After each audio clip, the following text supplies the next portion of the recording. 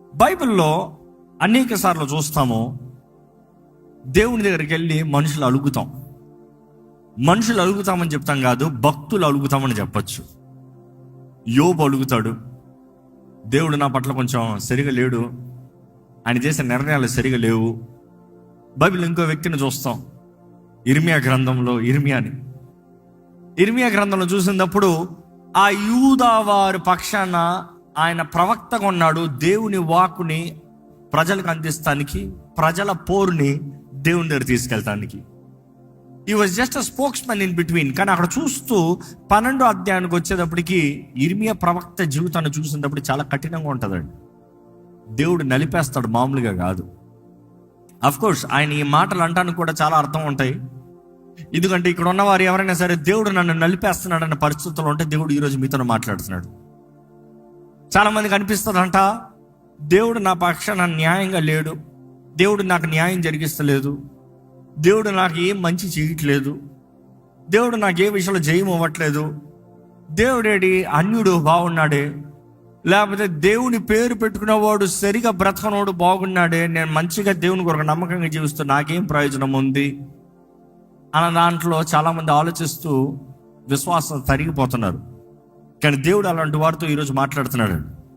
ఎక్కడ ఇర్మియా గ్రంథం 12వ అధ్యాయం 1వ వచనం ఒకసారి చదివితే, యెహోవా నేను నీతో వాదించినప్పుడు నీవు నీతిమంతుడుగా కనబడుతున్నావు. ఆహా, ఇంట్రొడక్షన్ చాలా బాగుంది. ప్రభువా, నేను నీతో వాదించేటప్పుడు నువ్వు నీతిమంతుడివి అంటే నీ న్యాయ తీర్పులు ఎప్పుడు బాగుంటాయి, నువ్వు నీతి కలిగిన దేవుడు అయ్యా, నీతో వాదించినప్పుడు నువ్వు కరెక్ట్గా ఉంటావయ్యా. వాదించినప్పుడు ఇంగ్లీష్లో చూస్తే plead, it is not command, it's not argue, it is plead. నీ సన్నిధిలో నేను మొరపెట్టినప్పుడు, నీతో నేను డిస్కస్ చేసినప్పుడు నీ న్యాయాలు, నీ మార్గాలు అన్నీ బాగుంటాయి. అయినా కూడా నీతో ఈ మధ్య కాలంలో నువ్వు చేసిన కొన్ని నిర్ణయాల గురించి మాట్లాడటానికి వచ్చాను అంటాడు. ఎక్కడ చదువుతారా అండి? అయినను న్యాయము విధించుటను గూర్చి నేను నీతో మాట్లాడుదును. ఏంటంట? దేవుడు చేసిన కార్యాలకి ఈయన వెళ్ళి దేవుని తీర్పుల గురించి ఈజ్ గోయింగ్ టు డిస్కస్. ఈరోజు చాలా మంది we would have the same attitude. చాలా మంది దేవుని దగ్గరికి వెళ్తాం కూడా, we would go in the same attitude. ప్రభా, నువ్వు ఎప్పుడు న్యాయం చేస్తావు, కానీ ఈ మధ్య కాలంలో నా విషయంలో చేసిన దాని గురించి నీతో మాట్లాడాలి, లేకపోతే ఈ మధ్య కాలంలో నువ్వు జరిగించిన ఈ నిర్ణయాలను బట్టి కొద్దిగా డిస్కస్ చేయాలి. ఎందుకంటే ఈ మానవ స్వభావం ఎప్పుడు అనుకుంటాం, వీ నో ఎవ్రీథింగ్, మనకు అంతా తెలుసు, మనం ఎప్పుడు రైట్, ఎప్పుడు ఎదుటోడు రాంగ్. ఎదుటోడు రాంగ్ సరే కదా, కొన్నిసార్లు అనిపిస్తుంది దేవుడే రాంగ్, దేవుడు న్యాయం చేయడే, దేవుడు మేలు చేయడే, దేవుడు రైట్ జరిగించడే. ఆయన న్యాయం జరిగించినప్పుడు కూడా మనకు అన్యాయంగా కనపడచ్చు. యోబు విషయంలో చూసినప్పుడు ఇప్పుడు కూడా చాలా మంది ప్రశ్న అడుగుతూ ఉంటారు. బైబిల్ అన్నీ తెలిసి, దేవుడి గురించి బాగా తెలిసి, రక్షించబడి బాప్తిసం పొంది పరిశుద్ధాత్మతో నింపబడ్డానన్న వారు కూడా అడిగే ప్రశ్న ఏంటి తెలుసా? యోబు విషయంలో దేవుడు ఎందుకు అలా చేశాడు? దేవుడు న్యాయస్తుడైతే ఎందుకు అన్యాయాన్ని అనుమతించాడు? యోబు బిడ్డలు ఎందుకు చనిపోయారో, యోబు కలిగినంత ఎందుకు పోయింది? దేవుడు న్యాయం చేసే దేవుడు అంటే ఎందుకు అన్యాయం జరిగింది, ఎందుకు అనుమతించాడు? You see, if you're still in that mindset, you have to understand, you have not known God even 1.1%. ఈరోజు మనం అర్థం చేసుకోవాలండి, దేవుడు ఏది చేసినా ఆయన బిడ్డలకి ఆయన సమకూర్చి జరిగిస్తాడు. దేవుడు ఏది చేసినా ఆయన సరియే చేస్తాడు, కానీ తప్పు ఎప్పుడు చేయడు. God is never wrong. Bible tells, దేవుని వెర్రితనం మనుషుడు జ్ఞానం కన్నా ఇంకా అధికమేనంట. దేవుడు వెర్రోడు కాదు. Suppose if you think God is foolish, ఆయన వెర్రితనం కూడా మనుషుడు the wisest man on the earth కన్నా ఇంకా బెటరే అంట. So God is never wrong. ఈరోజు మనం అర్థం చేసుకోవాలి, ఇట్ టేక్స్ ఫెయిత్, విశ్వాసం కావాలి ఆయన వెంబడిస్తానికి. ఇక్కడ ఇర్మియా అంటున్నాడు, అయ్యా దేవా, నీ న్యాయ విధులు కరెక్ట్గా ఉంటాయి, నువ్వు న్యాయం కలిగిన దేవుడివి, కానీ ఈ మధ్యకాలంలో నువ్వు చేసిన ఈ తీర్పుల గురించి నీతో డిస్కస్ చేస్తానికి, వ్యాజిస్తానికి వచ్చాను, నీతో మాట్లాడనే. ఏంటంట ఆయన బాధ? దుష్టులు తమ మార్గంలో వర్ధిల్లనేలా. చాలా మందికి ఉన్న బాధ, వాడెందుకు బాగుపడాలి, వీడెందుకు హెచ్చించబడాలి, ఆమెకి ఎందుకు పెళ్ళి అవ్వాలి, ఈయనకి ఎందుకు ఉద్యోగం రావాలి, ఆయన వ్యాపారం ఎందుకు వర్ధిల్లాలి, వాళ్ళందరూ ఎందుకు సుఖంగా ఉండాలి, వాళ్ళే ఎందుకు కొత్త కారు కొనుక్కోవాలి. ఇదే కదా ఈరోజు చాలా మంది బాధ. నీ గురించి బాధ లేదు, వాడెందుకు బాధపడ్డాడనేది, బాగుపడ్డాడనేది బాధ. లేకపోతే వాళ్ళు ఎందుకు దీవించబడ్డారనేది బాధ. ఇక్కడ ఇర్మి అడుగుతున్నాడు, అయ్యా యూదా వారు మేము ఇంత బాధపడుతున్నాం, నీ కొరకు నమ్మకంగా ఉన్నాం, నిన్ను సేవిస్తున్నాం, కానీ నీ ఓడని చెప్పుకుంటూ నీ ఓడు కాకుండా పనికి మాలిన బ్రతుకుతున్న వాడు బాగుపడుతున్నాడు, ఇదే న్యాయం అని అడుగుతున్నాడు దేవుణ్ణి. ఈరోజు దేవుని దగ్గర నువ్వు మాట్లాడతానికి వెళ్తున్నావు అంటే go check for yourself. It is not your problem who God blesses. దేవుడు ఇంకోళ్ళని ఆశీర్వదించేదాన్ని బట్టి నీ బాధ ఉండనవద్దు. నీ జీవితంలో నువ్వు ఆశీర్వాదం పొందకపోతానికి కారణాలు ఏంటో పరీక్షించు. అది నీ పరీక్ష. నిన్ను నువ్వు సరిదిద్దుకో, పరీక్షలో నిలబడు, పరీక్షలో తగ్గించుకో. ఇక్కడ ఈయన బాధ చూస్తూ అంటే దుష్టుడు ఎందుకు దీవించబడుతున్నాడు. నెక్స్ట్ ఏంటంటే ఆయన బాధ, మహావిశ్వాసఘాతకులు సుఖింపనేలా. వై ఆర్ దోస్ హ్యాపీ, వాడు ఎందుకు సంతోషంగా ఉన్నాడు. ఇంగ్లీష్లో అయితే స్ట్రైట్గా ఉంది. Why are those happy who deal treacherously. ఇంత మూర్ఖంగా బ్రతికేవారు, ఇంత అన్యాయంగా బ్రతికేవారు, వారు ఎందుకు సంతోషంగా ఉన్నారు. నెక్స్ట్ ఏమంటున్నాడు చూడండి, నీవు వారిని నాటుతున్నావు. ఆగండి. సో ఇక్కడ ఈ ప్రవక్త దేవుని గురించి బాగానే తెలుసుకుని ఉన్నాడు, దేవుడు చేయగలిగిన కార్యాలని బాగానే తెలుసుకుని ఉన్నాడు, దైవశక్తిని బాగానే తెలుసుకుని ఉన్నాడు. దేవునితో చదువుతున్నాడు, అసలు దుష్టుడు ఎందుకు వరదలుతున్నాడు, దుష్టుడు ఎందుకు బాగుపడుతున్నాడు, దుష్టుడు ఎందుకు సంతోషంగా ఉన్నాడు, దుష్టుడికి ఎందుకు మేలు జరుగుతుంది. ఆయన చెప్తున్నాడు, నువ్వు వారిని నాటావు. ఎవరు నాటారంట? దేవుడే వారిని నాటాడంట. నెక్స్ట్ ఏమంటున్నాడు చూడండి, వారు వేరు తన్నుతున్నారు. వారు వేర్లు తంటున్నారు. వాళ్ళని నాటావు, వాళ్ళు వేర్లు తంటున్నారు. అంత మాత్రం కాదు, నెక్స్ట్ ఏంటి, వారు ఎదిగి ఫలములను ఇచ్చుచున్నారు, ఫలం ఇస్తున్నారు. How can this be possible? నాకేమో గర్భఫలం లేదు, నాకేమో ఏ ప్రయోజనము లేదు, నేనెంత కష్టపడినా ఏమీ లేదు. ఈ దుష్టుడేమో ఓహో నువ్వు నాటావు, వారు వేరులు తంతున్నారు, వారు ఫలిస్తున్నారు, నా జీవితంలో అయితే ఫలము లేదు. ఇది బాధ. ఇంకా ఏమంటున్నాడు చూడండి, వారి నోటికి నీవు సమీపముగా ఉన్నావు గాని. వీళ్ళ బాధ ఏంటంట, వారి ప్రార్థనకి నువ్వు ఆన్సర్ ఇస్తున్నావు, నా ప్రార్థనకి ఆన్సర్ అవ్వట్లేదే. ఇక్కడ ఎవరికైనా సరే ఎలాంటి యాటిట్యూడ్ ఉందా? దేవుడు అందరి ప్రార్థనకు జవాబిస్తాడు, నా ప్రార్థనకి తప్ప.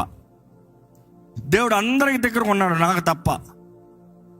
ఈరోజు చాలామంది దేవుని ముందు వచ్చినప్పుడు సమాధానముతో, విశ్వాసముతో, మీరు పరమ తండ్రి దగ్గరకు వస్తున్నారు అన్న దృష్టితో కాక కంప్లైంట్లు, కోర్టులో జడ్జి దగ్గరకు వచ్చి ఇదిగో వాడి సర్లే వీడి సర్లే అని వాదిస్తానికి వచ్చారేమో.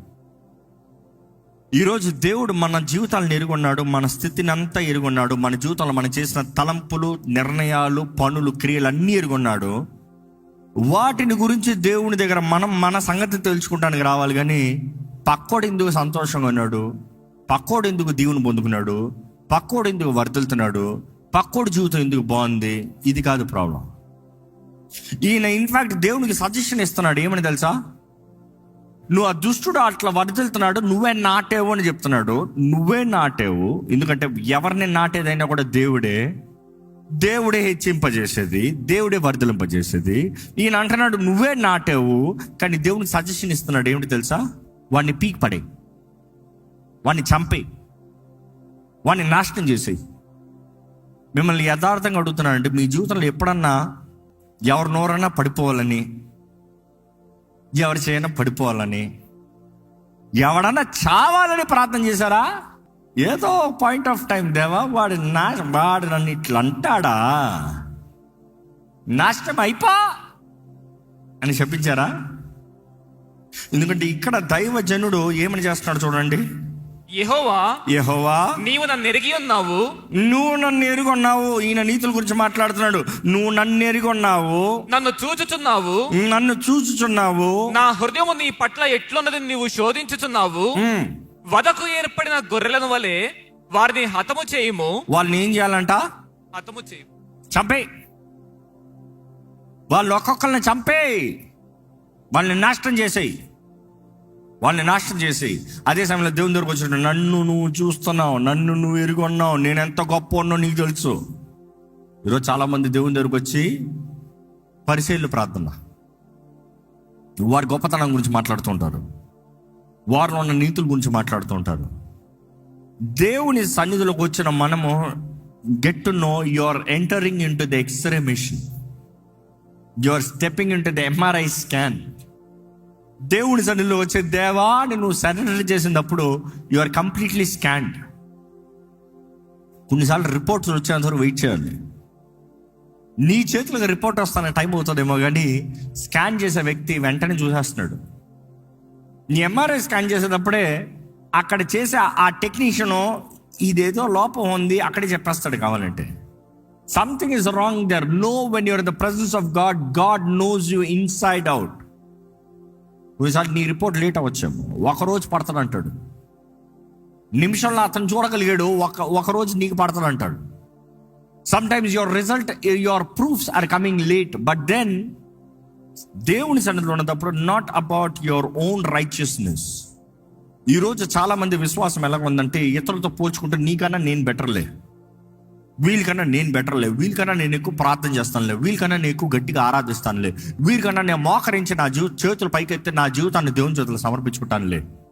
You are comparing with others. దేవుని అక్కడ చూస్తానంటే ఆ తీర్పు రోజున ఈ లోకంలో ఉన్న చెడ్డ పాపికి మంచి పాపికి ఎంత డిఫరెన్సా అనేది కాదు. ఆ తీర్పు రోజున ఈయన ఎక్కువ తప్పులు చేశాడు, ఈయన తక్కువ తప్పులు చేశాడు కాబట్టి ఈయనకి తక్కువ తప్పు చేశాడు కాబట్టి ఈయన పరలోకం, ఎక్కువ తప్పులు చేశాడు కాబట్టి నరకం అని కాదు. బైబిల్ తెలియజేయబడుతుంది, జీవ గ్రంథంలో పేరు రాయబడిన ప్రతి ఒక్కరిలో అగ్ని గంధములతో మండే గుండంలో పడవేయబడతారంట. It is not about more sins, less sins. Sin is a sin. అబద్ధికులతో పాటు అగ్ని గంధకములతో మండే గుండంలో పడవేయబడతారంట. అంటే అబద్ధమనే, వ్యభిచారమనే, నరహత్యమనే పాపమే. ఈరోజు మనం అంటున్నాం నేను చిన్న పాపం, వారు పెద్ద పాపం. దేవుని దగ్గర చిన్న పాపం పెద్ద పాపం ఉండదు. పాపం అంటే పాపం అంతే. ఈరోజు మనం దేవుని సన్నిధిలోకి వచ్చి I am better, I am good, I am righteous, I am holy, I am holier than them. Your scale is not holier than them. Your scale is like God says, I am holy, you be holy. ఆయనలాగే మనం పరిశుద్ధులుగా, ప్రత్యేకపరచబడిన వారుగా, ఏర్పరచబడిన వారుగా, క్రీస్తు రక్తంలో కడగబడిన వారుగా, శుద్ధ హృదయం, మంచి మనసాక్షి కలిగిన వారుగా బ్రతకాలని దేవుడు కోరుతున్నాడు. ఈరోజు ఈ ఆలయంలో ఉన్న మీరు, ఈ లైవ్లో వీక్షిస్తున్న మీరు, మనల్ని మనం పరీక్షించుకోదాం. మన జీవితాలు ఎలా ఉంటాయి? దేవుని ముందు వస్తున్న మనము, దేవా నువ్వు అన్నీ కరెక్ట్గా తీర్పు తీస్తావు, కానీ ఈ మధ్య కాలంలో నువ్వు చేసిన నిర్ణయం తేడా కొడుతుంది. ఎందుకు వాడికి కొత్త కారు, వాడికి ఎందుకు కొత్త ఉద్యోగం, వాడి ఎందుకు కొత్త జీవితం, వాళ్ళకి ఎందుకు అన్నీ బాగున్నాయి, why am I suffering like this అనే దానికన్నా Lord have mercy on me. నా జీవితం ఫలిస్తలేదయ్యా, నా జీవితంలో ఎదుగుదల లేదయ్యా, నా జీవితంలో నేను ముందుకెళ్ళలేకపోతున్నానయ్యా, నా జీవితంలో ఏ మేలు జరగట్లేదయ్యా, నన్ను ఫలింపజేయవా అని అడగండి. వాడిని పీకే అంటాం కన్నా, దేవా నన్ను కూడా నాటు ప్రభా, నాకు కూడా వేరులు తన్నే జీవితాన్ని దయచే ప్రభా, నాకు కూడా ఫలించి అభివృద్ధి చెందే జీవితాన్ని దయచే ప్రభా, నాకు ఎండిపోయిన బ్రతుకు వద్దు ప్రభా అని దేవుని దగ్గర పశ్చాత్తాపపడండి. దేవుడు జాలిని చూపించే దేవుడు, దయని అనుగ్రహించే దేవుడు. ఇక్కడ వాక్యం చూస్తే ఈయన అంటున్నాడు, నేను ఐఎమ్ రైట్ కాబట్టి నీకు నా సంగతి తెలుసు, I'm right, you might be right, but నీ క్రియల ద్వారంగా you can never match to the scale of God. అది క్రీస్తు రక్తము కాకపోతే నీ స్కేల్, నీ క్రియలను బట్టి ఎప్పటికీ సెల్ఫ్ రైచియస్నెస్ పనికిరాదు. ఇక్కడ ఈయన అంటున్నాడు, వీరిని ఒదుగు తేబడిన వారిలాగా ఏం చేయాలంట? వదదినముకు వారిని ప్రతిష్ఠించుము. భూమి ఎన్నాళ్ళు దుఃఖింపవలెను? భూమి ఎన్నాళ్ళు దుఃఖించాలి? దేశం అంతటిలోని గడ్డి ఎన్నాళ్ళు ఎండిపోవలెను? దేశంలో ఈ గడ్డి ఎన్నాళ్ళు ఎండిపోవాలి? ఎంతకాలం ఈ భూమి ఎలాంటి వాళ్ళని బట్టి బాధపడాలి, ఎంత బట్టి శాపాన్ని పొందాలి, ఏంటి ఈ బ్రతుకు, ఏంటి ఈ చెత్త, ఏంటి? ఒకటి జ్ఞాపకం చేసుకోండి. ఉదాహరణ చెప్తున్నాను. ఒక కుటుంబంలో మీరు 3 ఉండొచ్చు, 4 ఉండొచ్చు. 4లో 3 చెడుగా బ్రతుకుతున్న దాన్ని బట్టి ఆ కుటుంబం అలాగ నాశనం అవుతాం అర్థం కాదు. నువ్వు రక్షించబడ్డావు, నువ్వు బాప్తిజం తీసుకున్నావు, నువ్వు దేవుని సొత్తు అన్నావు. నువ్వు సరిగా బ్రతకని దాన్ని బట్టే నీ మిగిలిన వారి ఇన్ఫ్లుయెన్స్ ఉంటుంది. నువ్వు దేవుని బిడ్డ అని చెప్తున్న వ్యక్తివి పరిశుద్ధంగా బ్రతుకుతున్నావా, లేకపోతే వారు తిడతా నువ్వు తిడుతున్నావా? వారు పాపపు కార్యాలు చేస్తా నువ్వు కూడా పాపపు కార్యాలు ఏకీపిస్తున్నావా? వారు అక్కర్లేని స్థలాలకు వెళ్ళినప్పుడు నువ్వు కూడా వారితో కలిసి వెళ్తున్నావా? ఈరోజు దేవుని బిడ్డ అని చెప్తున్న వ్యక్తి నువ్వు సరిగా ఉన్నావా? నువ్వు సరిగా ఉండకున్నా వాడు తాగుతున్నాడు, ఈమె బ్రతుకు సరలే, ఆయన బ్రతుకు సరలే అని నీళ్ళని నేరలు మోపుతున్నావా? ఎందుకంటే ఈ రోజుల్లో చూస్తున్నాను అనేక మంది, నేను మాత్రం మా కుటుంబంలో రక్షించబడ్డా, వారందరూ ఏమో వాళ్ళందరూ నరకానికి పోతారు. పోనే, నన్ను మాట్లాడినారు కదా, నన్ను తిట్టారుగా, నన్ను అవమానపరిచారుగా, నేను వద్దు పో అన్నారుగా, వారు కూడా నాశనం అవ్వనే. ఇప్పుడు లింక్ అవుతుందా చాలామందికి? ఎందుకంటే చాలామంది అంటారు, నేను ఒక్కనే రక్షించబడ్డాను, నేను ఒక్కనే మంచోడిని, నేను ఒక్కనే పావులు పొందుతున్నాను ప్రభు వాళ్ళలో, కాబట్టి నేను ఒక్కదాన్నే మంచిదాన్ని, పరిశుద్ధరాలని. వారందరూ చెడ్డోళ్ళు, వారు నాశనం. ఇన్ఫ్యాక్ట్ ప్రార్థన చేస్తారు, మా చంపే ప్రభా, నాశనం చేసే ప్రభా అని. కానీ ఈరోజు ఒక క్రైస్తవుడు ప్రార్థన ఎలా ఉండాలి తెలుసా? నన్ను బట్టి నా కుటుంబాన్ని మార్చేయ్యా, నన్ను బట్టి నా కుటుంబాన్ని దీవించు ప్రభా. నిన్ను ఎరగని వారు ఉన్నారు, అవును, కానీ నన్ను బట్టి నిన్ను తెలుసుకోవాలి వారు. నన్ను బట్టి నా కుటుంబం అంతా నీ పాటల దగ్గర రావాలి. ఈరోజు మిమ్మల్ని అడుగుతున్నాను, దేవుణ్ణి దూషించేవాడు బాగా బ్రతుకుతున్నాడేమో, నువ్వు సరిగ్గా బ్రతుకుతలేదంటే కారణం ఏంటి? What is the reason? ఈరోజు దేవుడు నీకు ఇచ్చిన సమయం, నీకు ఇచ్చిన అవకాశాలు, నీకు ఇచ్చిన తరుణాల్లో నమ్మకంగా ఉన్నారా? దేవుడు నీకు ఇచ్చిన వాటిలో నమ్మకంగా ఉన్నారా? నీకు ఇచ్చిన ఆ వరముల్లో నమ్మకంగా ఉన్నారా? ఎన్నో తలాంతులు, వరములు దేవుడు ప్రతి ఒక్కరికి అనుగ్రహిస్తున్నాడు. Where is it? ఈరోజు విశ్వాసి అంటూ అన్ని పాతి పెట్టుకుని వాడి వరిదిలేవాడిని చూసుకుని వాడిని నాశనం చేయ ప్రభా, నేనే రైట్ కదా అన్నట్టు వాదిస్తున్నారేమో. కానీ ఇక్కడ చూసినప్పుడు ఈయన ఎగ్జాస్ట్ అయిపోయాడంట. ఈయన ఫ్రస్ట్రేషన్ ఏ లెవెల్లో ఉంటుందో. ఎందుకంటే అప్పటికే బానిసలుగా వచ్చిన వీరు, ఖైదీలుగా ఉన్న వీరు, మిగతా వారు స్వతంత్రత పొందుకుంటూ ఉన్నారు. వీరైతే ఇంకా ఖైదీలుగానే, బానిసలుగానే ఉన్నారు. వీరికైతే స్వతంత్రత లేని, మిగతా వారు స్వతంత్రతలో ఉన్న వారిగా కనబడుతున్నారు. ఈయనకి ఫ్రస్ట్రేషన్ అంటున్నాడు, దేవా వీళ్ళని చంపేయి, వీళ్ళని నాశనం చేయి. ఎప్పుడు జ్ఞాపకం చేసుకోండి, దేవుడు ఎప్పుడు పాపులను బట్టి దేశాన్ని నాశనం చేస్తాం కాదు. అఫ్కోర్స్ నినివే లాంటి ప్రాంతంలో పాపం అధికమయ్యేటప్పుడు అక్కడ చెప్తున్నాడు దేవుడు, ఎల్లో వార్నింగ్ ఇవ్వి, యోనా వార్నింగ్ ఇవ్వి. కానీ చూసినప్పుడు అనేక సార్లు యోనా ఇచ్చిన ఒక్క వార్నింగ్, బైబిల్ అనేక సార్లు చూస్తాం, ఒక్క వార్నింగ్కి పట్టణం అంతా రక్షించబడతాం. అనేక సార్లు ఒక్క దైవజనుడు వెళ్ళి చెప్పిన ఒక్క మాటకి అందరూ మరలా బుద్ధి తెచ్చుకుంటాం. కానీ బైబిల్ చూసినప్పుడు నినివేకి ఒక్కసారి హెచ్చరిక్కి వారు మారు మనసు పొందారంట. కానీ ఇశ్రాయేలీయులకి ఎన్ని గద్దింపులు వచ్చినా కూడా మారు మనసు పొందలే. ఈరోజు మిమ్మల్ని అడుగుతున్నానండి, ఎన్ని మార్లు దేవుడు నిన్ను మరలా మరలా మరలా మరలా గద్దిస్తూ రావాలి నీ చెడు మార్గాన్ని విడిచిపెట్టమని? నీ వెర్రవీగుతం ఏంటో ఆ రోజు ఇశ్రాయేలీయులాగే ఈరోజు ఇశ్రాయేలీయులు కూడా అలాగనే ఉన్నారు. మేము అబ్రహాము సంతానము, మేము వాగ్దానము చేయబడిన సంతానము. నువ్వు వాగ్దానము చేయబడిన సంతానమే, కానీ నువ్వు దేవుని ముందు నమ్మకంగా తగ్గించుకుని యథార్థంగా పరిశుద్ధంగా లేవనుకో, శత్రువు నిన్ను తొక్కుతాడు. ఈరోజు మనము ఎంతమంది నిజంగా దేవుని ప్రజలమే, యథార్థంగా వాక్యం తగినట్టుగా తగ్గించుకునే జీవితం కలిగి, పరిశుద్ధమైన జీవితం కలిగి మనము చేయవలసింది సరిగా చేస్తున్నాం. ఈరోజు మిమ్మల్ని అడుగుతున్నానండి, do you trust God is faithful? Do you believe God is faithful in everything that He does? ఆయన ఎవరికి అన్యాయం చేయడు.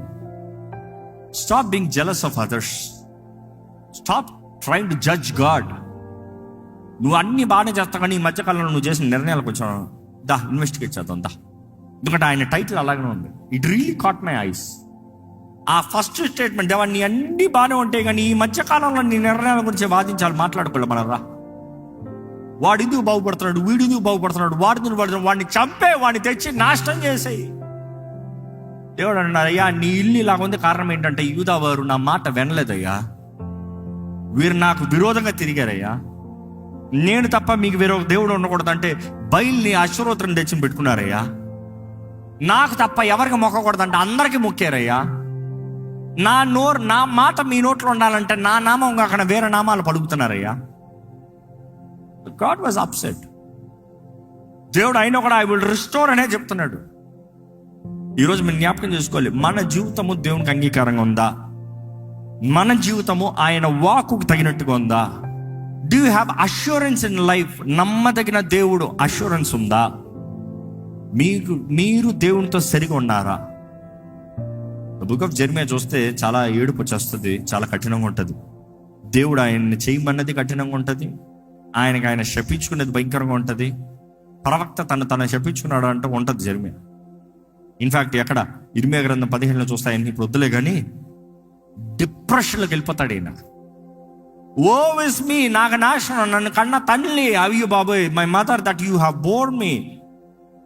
ఎలా అంత మాట్లాడతాడు?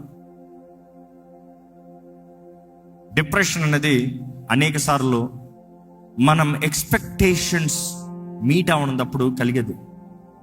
మనం ఎక్స్పెక్ట్ చేసి, మన ఆశపడి, మనం కోరి, మనం జరుగుతుంది అనుకుని, ఇదిగో అయిపోతుంది అనుకుని జరగకుండా పోతాం. ఇక్కడ ఎవరైనా డిప్రెస్ అయ్యి దేవుడి మీద ఫ్రస్ట్రేట్ అయి ఉన్నారేమో.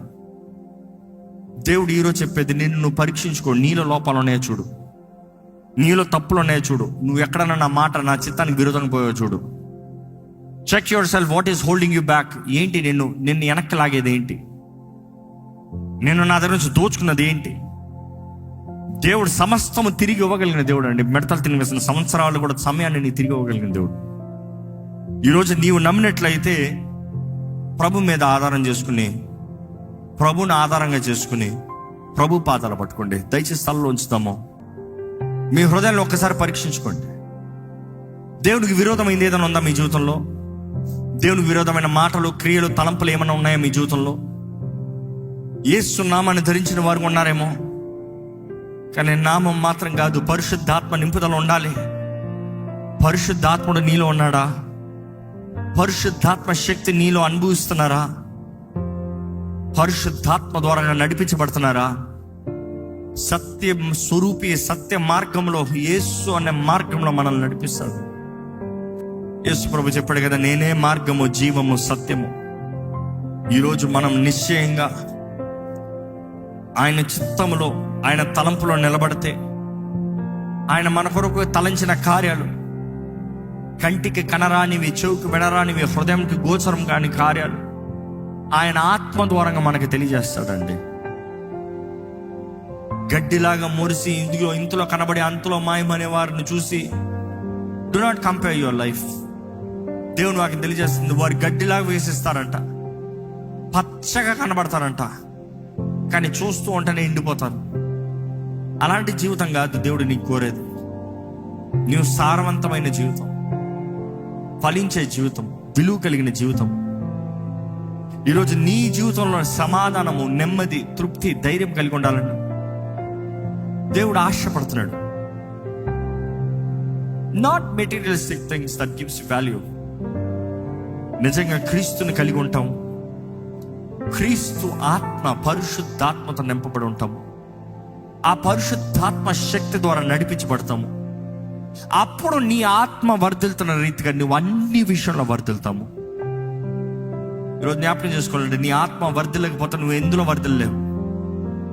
ఫస్ట్ నీ ఆత్మ వర్ధిల్ల రీతిగా నువ్వు అన్ని విషయంలో వర్ధిల్లి సుఖముగా ఉండు ప్రియుడు అని దేవుడు వాక్యం తెలియజేస్తుంది. నీ జీవితంలో సుఖం కావాలని కోరుతున్నావేమో, నీ ఆత్మ వర్ధిల్తుందా? What is true joy? What is true peace? నిజమైన సమాధానం ఏంటి? నిజమైన ఆనందం ఏంటి? నిజమైన ధైర్యం ఏంటి? ఈరోజు దేవుడిని ఎరిగిన వాడు వింటున్నావు, నిబంధన చేయబడ్డాను అంటున్నావు, ఎలా ఉంది నీ విశ్వాస జీవితం? ఎలా ఉంది నీ ప్రార్థనా జీవితము? ఎలా ఉన్నాయి మన మాటలు, మన తలంపులు, మన క్రియలు? ప్రభువుకి అంగీకారంగా ఉందా? అడగండి, దేవా నీ శక్తితో నన్ను నింపయ్యా. ప్రభా మాకు ఇచ్చిన ఈ ధన్యతను బట్టి వందనాలు, ఈ దీవెను బట్టి వందనాలు. దేవా నువ్వు ప్రతి ఒక్కరితో మాట్లాడని నమ్ముతున్నాం ప్రభా. దిశకి వేసారిన బ్రతుకులుగా మా బ్రతుకులు ఉండకూడదు ప్రభా. ఫలించి అభివృద్ధి చెందే బ్రతుకులుగా మా బ్రతుకులు ఉండాలయ్యా. నీ శక్తిని కనపరిచేవారుగా, నీ ఆత్మ ద్వారా నడిపించబడేవారుగా మా జీవితాలు ఉండాలి ప్రభా. నీ కృపలో మమ్మల్ని జీవింపచేయి.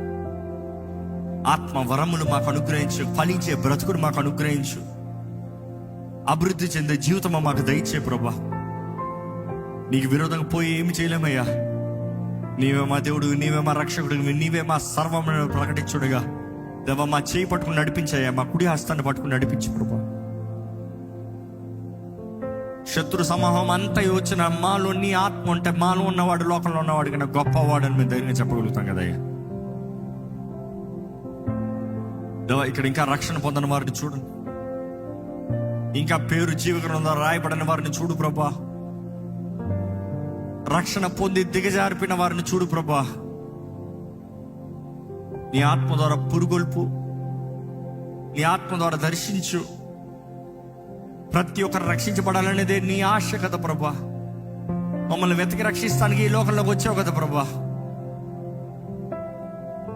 ఈసారి నీ నామాన్ని ధరించిన వారికి మేము బ్రతకాలయ్యా. ఈ అంచె దినాల్లో నీతో నిబంధన చేయబడిన వారిగా నీ శక్తి బలంతో జీవించే కృపను మాకు అనుగ్రహించమని అడుగుతున్నాను. ఈరోజు విత్తన వాక్యాన్ని ముద్రించి ఫలింపజేయ ప్రభా. నీ వాగ్దానాలు మా జీవితంలో నెరవేర్చి ప్రభా. నీ కృపను, నీ తోడును మెండుగా మాకు అనుగ్రహించి నీ సహాయంతో మమ్మల్ని నడిపించమని నజరేయుడైన యేసు నామములో అడిగి వచ్చున్నాం తండ్రి. ఆమేన్.